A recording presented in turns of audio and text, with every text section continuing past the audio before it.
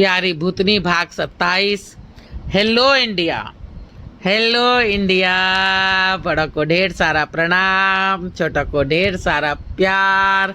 और मेरे सारे सब्सक्राइबर कैसे हैं आप सबको ढेर सारा Ram Ram. Welcome back to my YouTube channel Simi की डायरी ऑफिशियल में आप लोग का ढेर सारा स्वागत है। गणपति बप्पा मोरिया।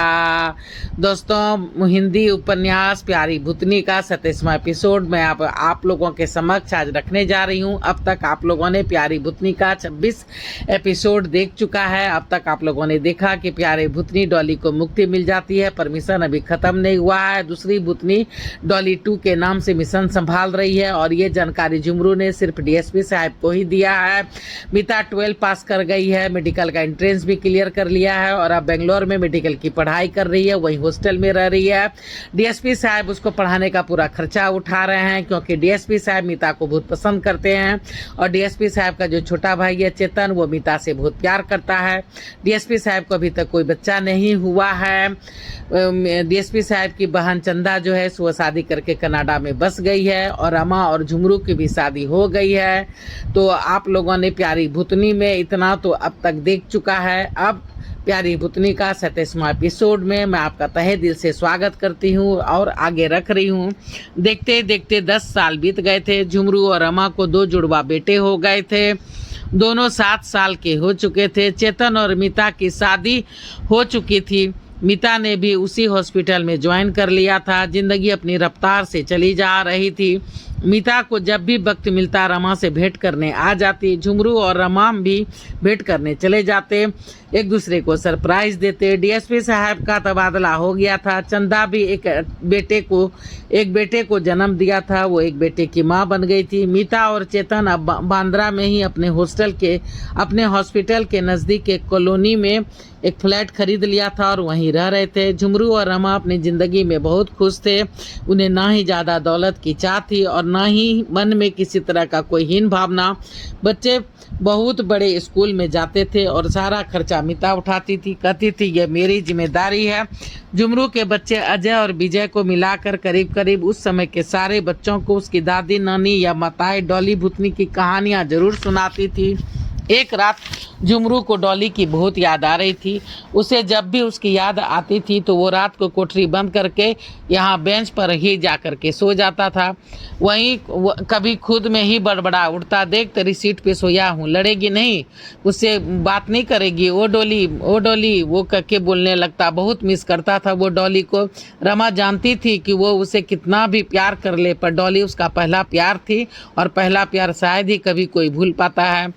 कुंडी लगा लो, क्यों? आज उसकी बहुत याद आ रही है, वहीं बेंच पर सोऊंगा, झुमरू ने कहा। रमा मन ही मन बोल रही है कि किस दिन आपको याद नहीं आती है, पर क्या मैं नहीं जानती आप रात में छुप छुप कर वहां जाते हो, शायद इसी उम्मीद से कि कभी वो आपको दिख जाए। झुमरू निकल गया था। रमा गहरी सांस लेकर अंदर आ गई थी। अजय विजय सो चुके थे, वो भी सोने की कोशिश कर रही थी। रात के 2 बजे अपने हाथों पर किसी का स्पर्श पाकर झुमरू चौंक पड़ा। अरे डॉली, तू? विश्वास नहीं हो रहा है, कैसी है? अच्छी हूँ, तू अभी भी यहीं सोता है? नहीं, बस जिस दिन तेरी याद बहुत आती है तो यहीं चला आता हूँ। चल कोठरी पे, सबसे मिलना है, तेरे बेटों को देखना है। तुम्हें पता है मेरे बेटे हैं? हाँ, क्यों? और भी पहले यहाँ आई थी क्या? नहीं, पूरे 10 साल के बाद ही तो आई हूँ। कुंडी खटकी तो रमा समझ गई कि जरूर मच्छर काट रहे होंगे। आती हूँ। दरवाजा खोला तो खुश हो गई। दीदी कैसी हो? अच्छी हूँ। अजय विजय, हाँ ये देखो कौन आया है। कौन हो आप? गेस करो। डॉली भूतनी। अरे बदमाश, भूतनी नहीं तो क्या कहूँ, बड़ी मम्मी। झुमरू ने रमा की ओर देखा। हाँ बेटा, ये आपकी बड़ी मम्मी ही है, इनके कारण ही तो मैं जिंदा हूँ और मुझसे आप दोनों डॉली से लिपट गए। 1 घंटे तक बातचीत करते रहे सभी। डॉली बोल रही है कि मुझे मीता और चेतन से मिला दो, शादी हो गई ना उनकी, डॉक्टर है दोनों, तो आपको पता है? हाँ, इतना तो वहाँ से बैठे बैठे ही जादू से जान जाती हूँ, पर इस वक्त तो वो लोग सो गए होंगे। मेरे पास वक्त नहीं है, ये अंतिम बार यहाँ आई हूँ, फिर आने का मौका नहीं मिलेगा। मतलब मुझे ऊपर चित्रगुप्त महाराज ने यहाँ भेजा है। आज अंतिम दिन में परसों जन्म लेके आ रही हूँ इस धरती पे, इसलिए अभी जो आई हूँ इसके बाद शायद मेरा पूर्व जन्म हो जाएगा। अब देखो कहाँ जन्म लेती हूँ, किस रूप में, किस योनि में, ये तो प्रभु के हाथ है। अच्छा, तब तो भेंट करनी जरूरी है। मैं मीता को फ़ोन करता हूँ। जुमरू फ़ोन लगाता है, हेलो हेलो, वो मीता को फ़ोन लगाता है, चेतन को फ़ोन लगाता है, लेकिन कोई भी फ़ोन नहीं उठाता है।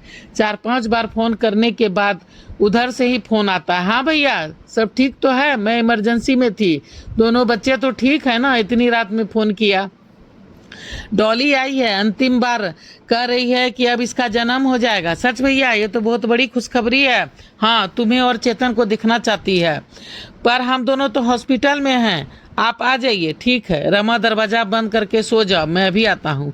बच्चे फिर से गले लग लिए। डॉली ने माथा चूमा। बाय बच्चों, खुश रहना, खूब तरक्की करना। उसकी आंखें डबडबा गई। गेट के बाहर आकर के झुमरू टेम्पू देख ही रहा था कि तभी डॉली ने रोक दिया। इसकी जरूरत नहीं, अंतिम बारी सही, पर तुम्हें आकाश के सर कराती हूँ, चल।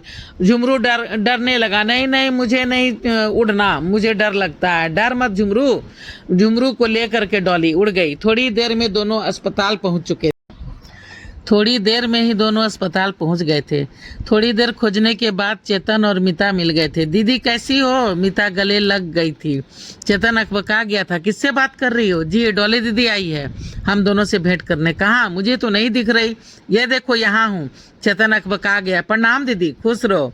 तुम लोग इमरजेंसी में थे? हाँ, हम उसे नहीं बचा पाए। कौन था? कोई गौरव मेहरा। गौरव मेहरा किधर है, जरा देखूं तो। मीता डॉली और झुमरू को साथ लेकर वहां आई तो डॉली दंग रह गई। ये आप जानती हैं इसे? झुमरू समझ गया कि ये वही गौरव है जिसने डॉली की जिंदगी बर्बाद की थी। तो अब समझी मैं कि आज मुझे भूतनाथ ने यहाँ क्यों भेजा। थोड़ी देर डॉली चुप रहती है, उसके बाद बोलती है, अच्छे से रहना तुम दोनों। जी दीदी, अब चलूंगी। झुमरू, हाँ, इसका अंतिम संस्कार कर देना। इसने भले मुझे धोखा दिया हो, पर मैंने इसे अपना पति समझा था। ठीक है, फौ फटने वाली है, चल जल्दी। चलती हूँ, अगले जन्म में मुलाकात होगी। कैसे? तुम्हारी गोद में आने के बाद आंख मारूंगी तो समझ लेना। क्या? हाँ, अरे मजाक कर रही हूँ बुद्धू।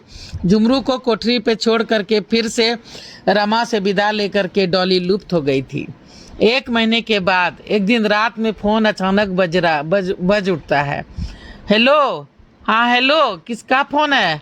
हेलो झुमरू। जी सर। अरे फोन नहीं उठा रहा था, अरे गहरी नींद में था सर, बहुत थक जाता हूँ। हाँ, कुछ खबरी है झुमरू, इसलिए तुम्हें इतना रात में तंग किया। हाँ बोला जाए सर। तुम, भगवान ने तुम सबकी सुन ली। अब बुढ़ापे में मुराद पूरी होने वाली है, मैं बाप बनने वाला हूँ। मीता को बता देना, उसे भी फोन किया पर नहीं उठा रही है, लगता है थकी हुई है, सो गई है। ठीक है सर, बता दूंगा सर। ढेर सारा बधाई सर। भाभी जी को मेरा प्रणाम कहिएगा और आपको भी ढेर सारा प्रणाम। चलो ठीक है झुमरू, गुड नाइट सर। तो चलिए दोस्तों, प्यारी भूतनी का 27वां एपिसोड मैं अब यहीं पे समाप्त करती हूँ। अभी कहानी और है, तो इसके आगे फिर मैं आप लोगों के समक्ष रखूंगी। तो चलिए, प्यारी भूतनी का 27वां भाग देखिए आप लोगों को कैसा लगता है। प्लीज़ मुझे सपोर्ट कीजिए, और सपोर्ट करने के लिए सबसे पहले सब्सक्राइब कीजिए, कमेंट्स कीजिए, लाइक कीजिए, शेयर कीजिए, बेल का बटन दबाइए, ताकि जब वीडियो डालूंगी तो आप लोग को नोटिफिकेशन मिलेंगे। अब मैं अपनी वाणी को यहीं पे विराम देना चाहती हूँ। जय भोलेनाथ, हर हर महादेव। और आप लोग को ढेर सारा थैंक्स कर रही हूँ मेरा वीडियो को देखने के लिए और अपना सपोर्ट बनाए रखने के लिए। थैंक्स।